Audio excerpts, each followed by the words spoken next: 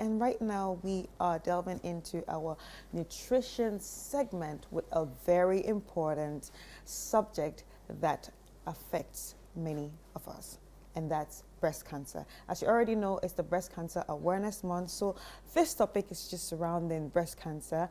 And when it comes to nutrition, what are some of the foods that predisposes us to breast cancer? We're about to find out now. We're about to bust the myths and, uncover connections and, listen to experts' insight on this issue. And joining us is Esther Obeng-Mensah, opulent dietitian and co-founder of Zen Diet Consult. Hi. Hi. How are you? I'm good. How's everything? Everything's all right. So breast cancer and food, how do they connect? A very good morning to our cherished viewers.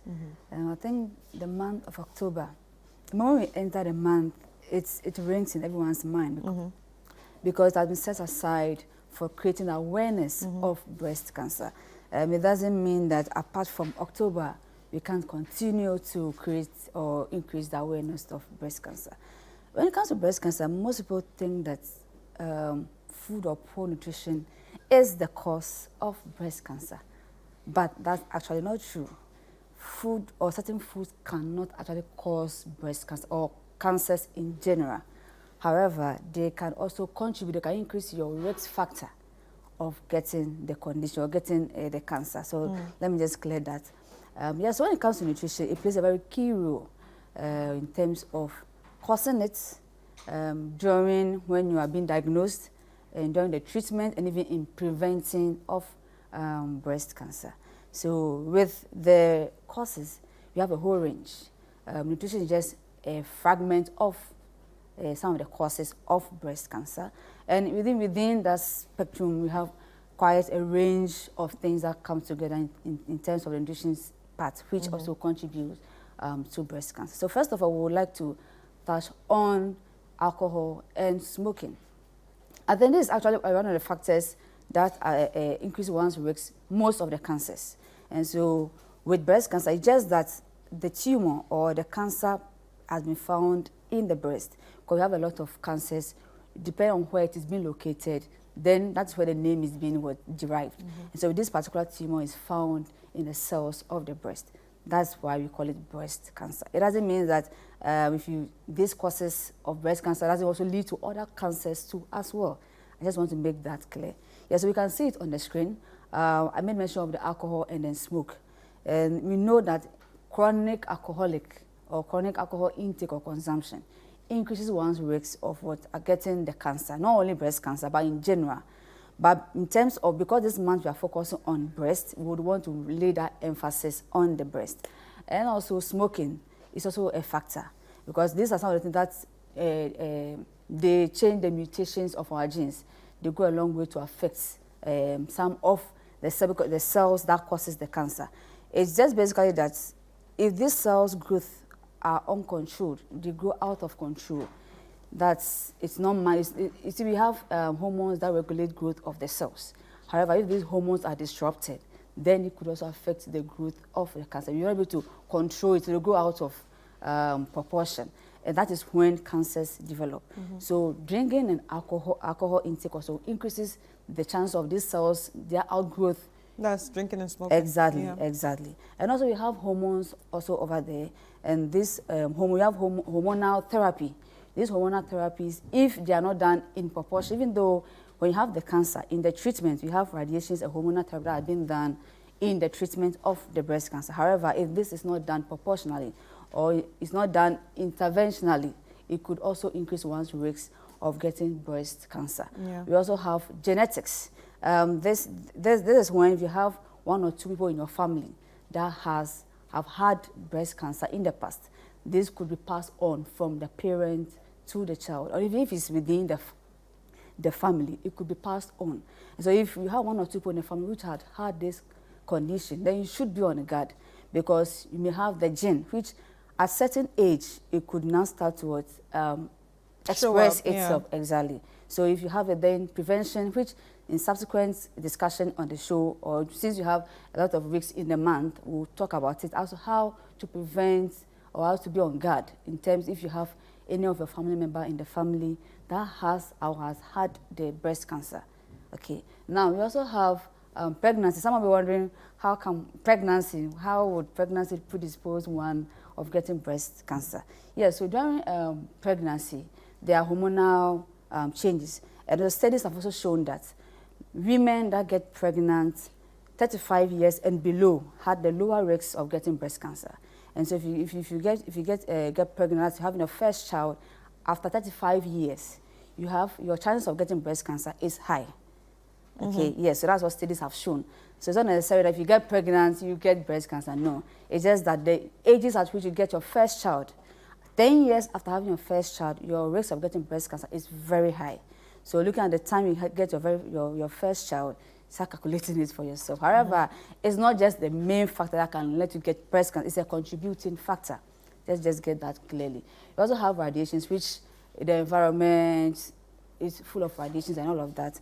Studies have also shown that vitamin D, which you also get it from the sun, also helps in the management of breast cancer. However, if you are being exposed to ultraviolet rays, you don't protect yourself, your skin and all of that, it could also increase your risk, not you getting breast cancer, but it could also increase your risk of getting breast cancer. All right, so we often hear about antioxidant foods. Yes. Yeah. Yes. How do antioxidant food relate to breast cancer prevention? Yeah, so I think that we would want to reserve that for subsequent discussion if today we are mainly focusing on the causes. But let me just answer that. Yes, antioxidants are compounds that are found in vegetables and some spices and herbs, okay? And these are compounds that are cancer-fighting agents, okay? So subsequently, I will mention the foods that has this antioxidant that you made mention of. But if you don't consume these foods, it also increases your chances of getting breast cancer. Yeah. Yes, yes. Okay. And also I was talking about diabetes. One may also wonder, if I have diabetes, how is that linked to getting breast cancer? Yes, studies have shown that there is that link between diabetes and breast cancer. However, there's another link between diabetes and obesity, which is also, you can see it on the screen, that's obesity. And so they are intertwined. So one thing leads to the other, and one thing leads to the other. So if you are overweight or you are in the obesity category, you are at risk of getting diabetes. And studies have also shown that if you have type 2 diabetes, specifically type 2 diabetes, your chances of developing breast cancer is also high. And also you have age there.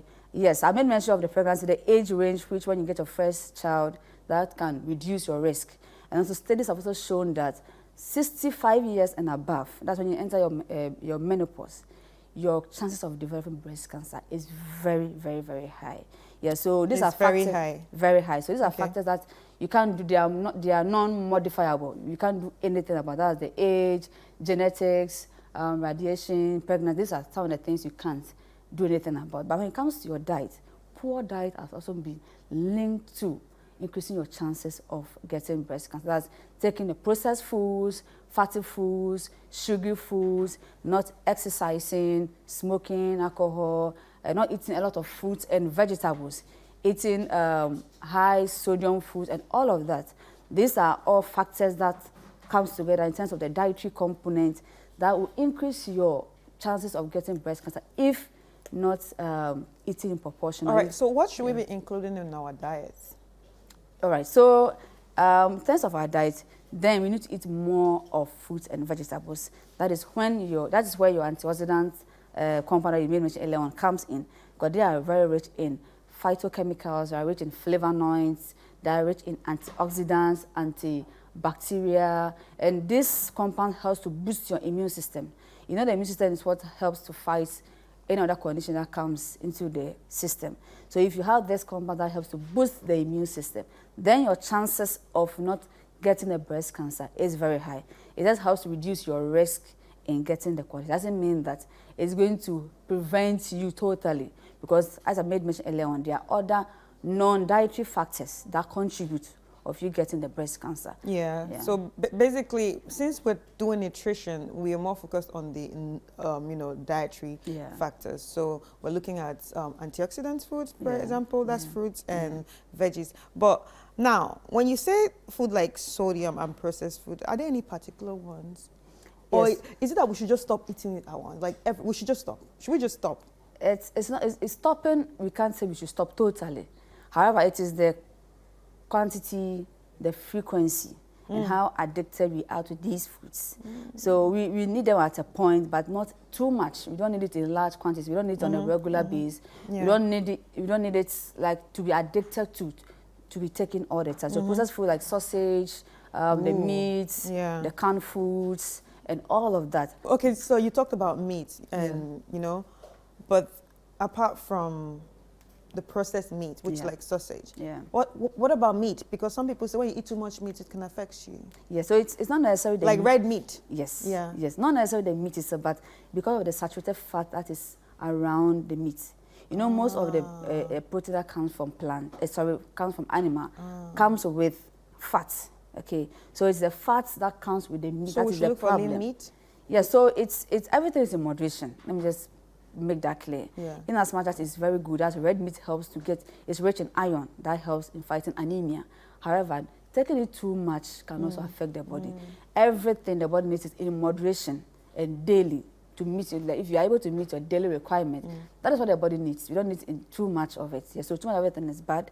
Red meat is good, but too much of it is bad. All right. Thank Yeah. you so much. Thank you. All right. So where can people reach out to you? All right, so you can reach out to me on all social media platforms as Opulent Dietitian, also Zen Diet Consult. You can also book your appointment. All right. Thank you so much. Thanks for And we've been having me. talking to Esther Obeng Mensah of Opulent Dietitian and co-founder of Zen Diet Consult.